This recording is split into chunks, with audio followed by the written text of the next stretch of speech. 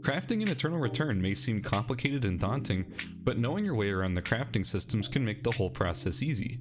The most important tool at your disposal is the Quick Craft bar that appears above your inventory. Items shown here are all the items you can currently craft with the materials in your possession and the gear on your character. You can begin the craft on any of these items by simply clicking the icon of the item you want to craft. If you're more comfortable with this, you can use the Quick Craft button, which is defaulted to tilde on your keyboard, to craft the leftmost item on the Quick Craft bar. When gathering materials around the map, materials you need for your build will be marked with a yellow triangle. The window in the top right shows what materials are needed for specific pieces of equipment in your build, while the window in the bottom right above your minimap serves as sort of a shopping list, showing you all the materials you need from the zone you're currently in. Gathering a bunch of materials can quickly fill up your inventory, so be sure to combine pieces by crafting items on your Quick Craft bar marked with a yellow triangle whenever you're able to. In this example, we'll be attempting to craft one of the harder to make arm pieces, a radar.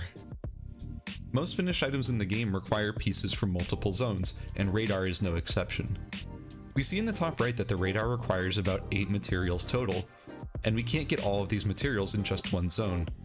We do see, however, in the bottom right above the minimap, that there are 3 pieces for the radar that we can get in our current zone: the watch, the fountain pen, and the piano wire. We see that a green checkmark appears on the pieces we've already gathered. Once we've gotten all the materials that we need from this area, we see everything checked off with a green checkmark, so we know it's safe to move on to the next area and keep looking for more pieces. We repeat this same process in Factory, picking up a battery and glue. And finally, we move to Chapel and pick up the final pieces that we need, which is just some glass and a piece of paper. With all the materials gathered, it's important that we combine all of our pieces so that it can actually craft the final product. The battery plus the piano wire gets us an electronic parts. The paper plus the fountain pen gets us a blueprint. Combining both the blueprint and the electronic parts, we get a cell phone. Now we combine the cell phone that we just made with the watch that's already equipped to our character, and we can get a vital sign sensor. Now this is where you might be finding yourself a little confused, because now we have our vital sign sensor, but there's no way for us to upgrade that into our finished radar. Think of stuff that is considered collecting/hunting as materials that you would harvest off the ground or from wild animals.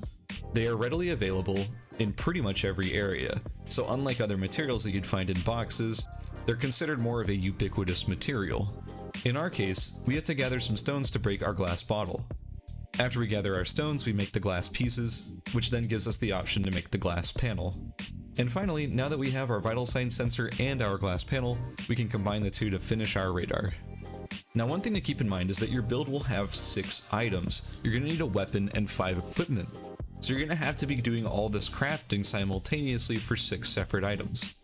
That may seem like a lot to juggle, but really it's not that bad.